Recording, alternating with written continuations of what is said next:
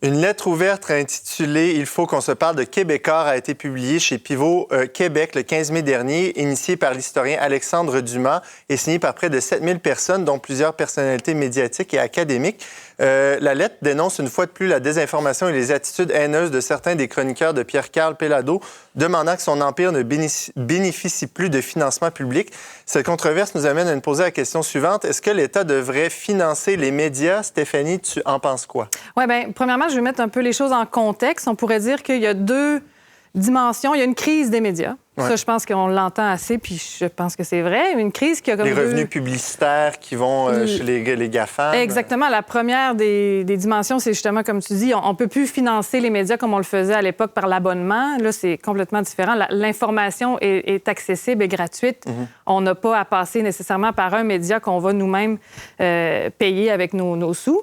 Fait qu'il y a cette crise-là du financement, mais il y a aussi une crise de confiance de la part du public. Les médias, tu sais, la pandémie, on s'en rappelle, les gens ont une méfiance maintenant envers l'information, puis justement, vont trouver ça suspicieux de dire, bien, le gouvernement paye. Donc, il y a toute cette ambiance-là où là, il y a une méfiance, puis il y a plusieurs alternatives qui se présentent aussi à nous, des gens qui vont se prétendre journalistes ou qui vont prétendre apporter de l'information. Fait que c'est ce contexte-là, je trouve. Comme nous. Comme nous. On est l'alternative. Non, mais bref, c'est ça. Donc, je trouve que c'est deux éléments de crise qu'il faut garder en tête. Mais ce que la lettre dit, c'est qu'on ne devrait pas financer les médias, ceux qui, parmi les médias, refusent de se soumettre à des règles déontologiques de base du journalisme. Parce que Alexandre Dumas, celui qui a écrit la lettre, précise et insiste même pour dire que Québécois n'est pas membre du Conseil de presse. On n'a pas beaucoup. On a le CRTC, on a le Conseil de presse, il y a aussi la FPJQ qui a un code de déontologie. Mais pour lui, c'est ça le problème, c'est de dire s'ils ne respectent pas les principes de base puis ne sont pas membres de cet organe-là, qui est le Conseil de presse, ils ne méritent pas d'être financés par l'État. Fait que là, les chroniqueurs chez Québécois ont évidemment réagi très fortement, même si ça n'a pas fait tant de vagues, mais chez Québécois, là, à la radio, entre autres, on en a parlé. Puis eux, malheureusement, j'ai pas le choix de dire qu'ils ont fait un peu de la désinformation, encore une fois, en disant, par exemple, que la lettre réclame qu'on ferme Québécois. Alors, c'est pas ça le cas du tout. Puis la lettre ne dit pas non plus qu'il faut absolument couper tous les financements aux médias, mais simplement que ça ne devrait pas servir à fournir une tribune à ceux qui peuvent tenir des propos qui inciteraient à la haine, par exemple. C'est souvent ça qu'on C'est ça, puis je pense qu'il y a comme une différentes vues de c'est quoi inciter à la haine, parce que parfois, juste de critiquer ce que des gens disent ou de... Parce qu'on entend souvent des chroniqueurs dire « Ah, une telle, c'est une conne parce qu'elle a dit ça. » Ça, est-ce que déjà c'est de la haine? Là, c'est sûr que dans le phénomène des réseaux sociaux, il y a un paquet de gens qui, quand on se met à s'attaquer à des personnes, après, qui reçoivent des insultes dans la vie privée. Je pense, entre autres, à la famille de Catherine Dorion. Son père a complètement perdu sa réputation et sa vie par certains chroniqueurs radio de Québec les ont insultés. C'est pas un cas. Il y en a beaucoup des cas comme ça où, justement, c'est un effet boule de neige. Là, le chroniqueur va pointer quelque chose, dénoncer quelque chose, puis là, évidemment, le commentariat ou tout ce qu'on peut voir sur les réseaux sociaux s'en empare. Mais il y a comme deux visions de la liberté d'expression, d'une certaine manière. Là. Comment tu les... Oui, bien, c'est ça que j'allais dire. En effet, c'est un peu ça qui est derrière la liberté d'expression, mais c'est aussi le droit à l'information qui est questionné. Là. On a le droit, comme citoyen, c'est protégé dans nos chartes, d'avoir un accès à de l'information qui est juste, qui est vérifiable. Donc, le problème, c'est quand on aide des médias, on les aide financièrement à présenter des faits qui peuvent être loin de la vérité, qui peuvent être tordus. Mais encore là, je reviens à la crise du financement, parce que pourquoi les médias vont faire ça? Parce que quand on met un message clivant ou qui choque ou qui nous choque parce qu'il est loin de ce qu'on peut penser qui est la vérité, ça attire les clics. C'est ça qui va venir faire vendre la publicité à ceux qui les regardent. Donc, c'est pour ça que je dis que les deux dimensions sont liées.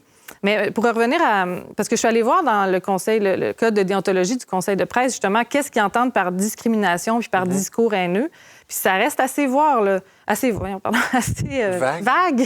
Merci. Parce que je lisais le mot. Donc, c'est ça. Sur la base d'un motif discriminatoire, à savoir entretenir les préjugés. Donc ça, c'est souvent reproché aux gens comme Québécois. Mais donc, susciter ou attiser le mépris ou la haine ou encourager la violence. Donc, c'est comme ça que c'est défini par le Conseil. Mais encore là, comment appliquer, on n'a pas vraiment de force. Ces codes-là n'ont pas de force de loi. Donc, encore là, c'est difficile d'imaginer un gouvernement qui appliquerait des normes comme ça pour limiter la liberté d'expression qui est si chère à notre époque. Mais je ne sais pas, vous, ce que vous en pensez, mais on dirait qu'il y a certains médias aussi que, tu sais, à force d'entendre tout le temps du chiolage, tout ça, ou de la critique ou un peu de l'opinion, ça vient qu'à atteindre un peu notre état mental, trouvez-vous? Le problème, moi, je trouve, c'est que la pensée humaine fonctionne par réfutation. Là. Donc, moi, je suis assez en faveur je comprends que ça peut démoraliser, mais c'est assez normal. Là. Aristote dit que la dialectique fonctionne comme ça. Là, quand quelqu'un émet une position, spontanément, on lui émet une objection. Ouais. Là. Donc, moi, qu'il y ait de la critique, ça me pose pas problème. Que ça joue un peu rough, ça me pose pas problème non plus. Puis ça va dans des deux sens. Hein. Sophie Durocher et Richard Martineau, là, pour nommer des têtes d'affiches de Québécois, eux aussi là, se font attaquer. Eux aussi ont dû déménager pour carrément cacher leur adresse des gens qui les insultent. Eux aussi se font attaquer parfois par des journalistes de Radio-Canada ou des gens comme ça. Ah oui, ça ne concerne pas que la... C'est ça, c'est pas pour prendre leur défense, là, mais tu sais, ça joue vraiment dans les deux sens. Ça joue rough, là. Moi, je laisserais ça comme ça, mais... Mais tu parles des débats sains, ça, je suis d'accord, une dialectique, une confrontation des idées. Mais moi, j'apprenais dans mes cours en journalisme que c'est pas nécessairement toujours justifié de présenter deux opinions comme étant autant valables l'une que l'autre. Tu sais, quelqu'un qui viendrait se répondre ou qui viendrait... justement, quelqu'un comme Luc Ferrandez, dont on parlait tantôt, est-ce qu'on devrait le mettre dans une tribune avec quelqu'un, puis dire que les deux points de vue devraient être traités de façon impartiale et égalitaire? C'est ce qui dérange aussi, c'est qu'on n'arrive plus à distinguer parfois les genres, les types de journalisme. Il y a une grande différence entre le journalisme d'opinion et celui d'information. Il y a une beaucoup plus grande liberté dans le journalisme d'opinion. Oui, il reste toujours qu'il y a ce devoir finalement d'être rigoureux, d'être exact, d'être exhaustif, mais avec peut-être une pensée qui est un peu plus personnalisée. Donc oui, si on veut inviter quelqu'un qui nous ressemble plus ou critiquer plus fortement une autre, il y a cette liberté-là.